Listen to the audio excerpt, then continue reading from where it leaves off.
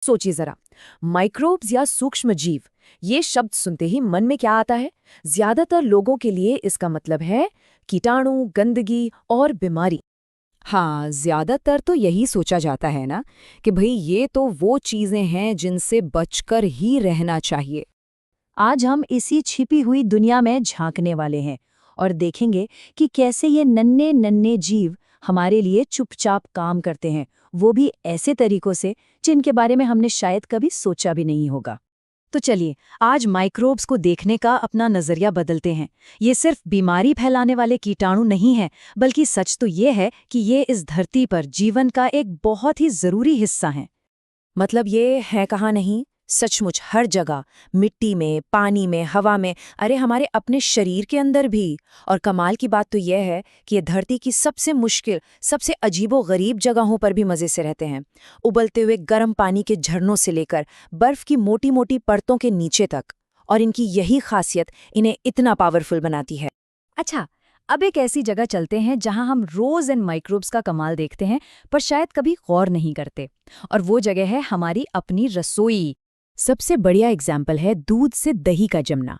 जब हम हल्के गर्म दूध में बस जरा सा दही मतलब जामन डालते हैं, को पता है क्या होता है? असल में हम उसमें लाखों करोड़ों लैक्टिक एसिड बैक्टीरिया डाल रहे होते हैं। फिर ये बैक्टीरिया फटाफट अपनी संख्या बढ़ाते हैं और दूध के प्रोटीन को जमा कर उसे बदल देते हैं एक मजेदार गाढ़े और पौष्टिक दही में। है ना कमाल की बात? और सुनिए, बात सिर्फ स्वाद तक ही खत्म नहीं होती। इस पूरे प्रोसेस में ये बैक्टीरिया दूध की पौष्टिकता को भी बढ़ा देते हैं, खासतौर पर विटामिन B12 की मात्रा। तो ये तो एक तरह का न्यूट्रिशनल बोनस हो गया।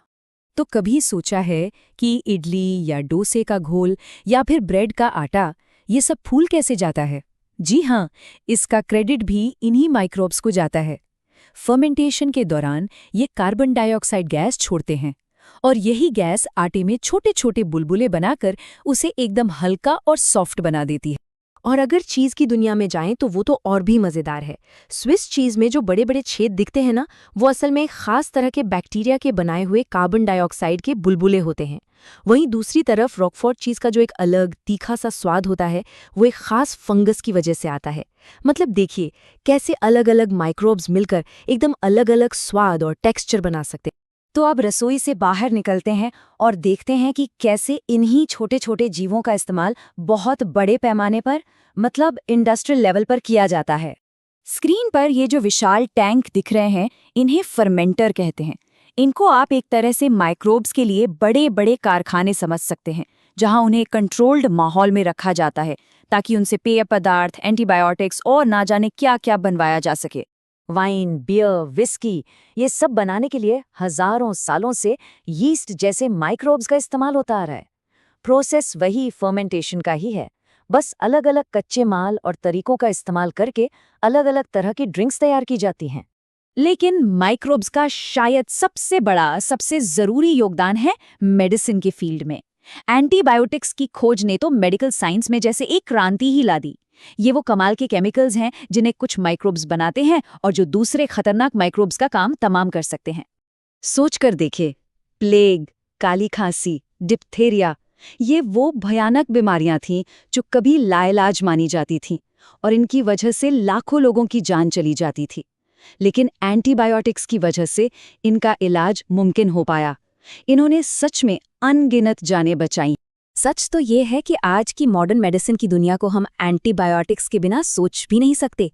ये हमारे समय के सबसे बड़े चमत्कारों में से एक है और इसका पूरा श्रेय, जी हाँ, हमारे इन्हीं नन्हे माइक्रोब्स को जाता है।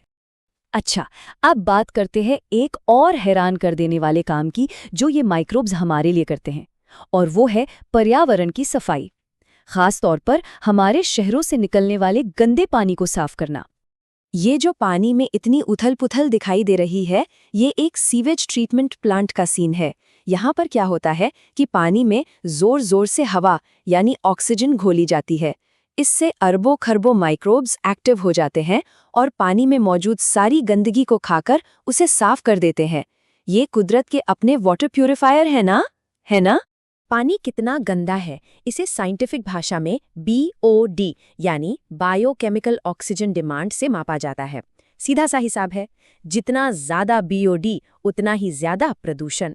तो इन माइक्रोब्स का मेन काम होता है इसी बीओडी को कम करना, ताकि पानी इतना साफ हो जाए कि उसे वापस नदियों में छोड़ा जा सके। तो ये पूरी सफाई का काम मेनली 2 स्टेज में होता है। पहले स्टेज में ऑक्सीजन की मदद से माइक्रोब्स ज्यादातर गंदगी को खत्म कर देते हैं। इसके बाद जो भी कीचड़ या कचरा बचता है उसे एक बड़े से बंद टैंक में डाल दिया जाता है। यहाँ दूसरे तरह के माइक्रोब्स जो बिना ऑक्सीजन के काम करते हैं उसे पचाना शुरू कर देते हैं, और इस दूसरे स्टेज का एक बहुत ही शानदार नतीजा निकलता है, बायोगैस।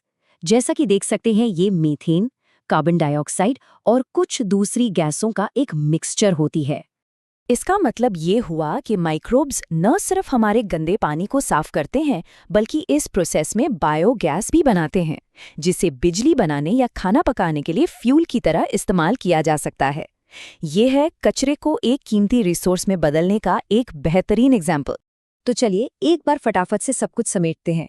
हमने देखा कि कैसे माइक्रोब्स हमारे लिए मज़ेदार खाना बनाते हैं, जिंदगी बचाने वाली दवाइयाँ तैयार करते हैं और हमारे पर्यावरण को भी साफ सुथरा रखते हैं।